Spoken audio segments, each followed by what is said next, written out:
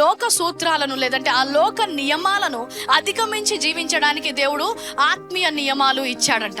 ఆమేన్. అంటే ఆత్మీయ సూత్రాలు అర్థం చేసుకుంటామో అప్పుడు దేవుని వాగ్దానాల్లో మనం నడవగలం. ఉదాహరణకు మనకు విశ్వాస సూత్రము లేదంటే విశ్వాస నియమం ఇచ్చాడు. ఏదైనా పెద్ద కొండ లేదంటే కష్టము మీ ముందుకు వచ్చినప్పుడు ఆయన ఏమంటున్నాడు, మీరు ఆ కష్టముతో మాట్లాడాలి. దేవునితో మాట్లాడడం కాదు. కొండను చూసినప్పుడు ఎవరితో మాట్లాడాలి? దేవునితో మాట్లాడడం కాదు. దేవుడు నీకు అధికారము ఇచ్చాడు. సో చాలా మంది కష్టం వచ్చినప్పుడు, ఒక సమస్య వచ్చినప్పుడు ఎందుకు దాన్ని ఎదుర్కోలేకపోతున్నారు? ఆ సూత్రములో నడవట్లేదు. దేవునితో మాట్లాడుతున్నారు, మర్చిపోతున్నారు కొండతో మాట్లాడాలన్న సూత్రంలో ఉన్నాము అని. ఇంకొక సూత్రం ఉంచాడు. ఏంటి?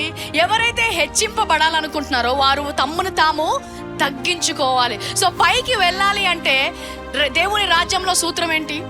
కిందికి వెళ్ళాలి ఫస్ట్.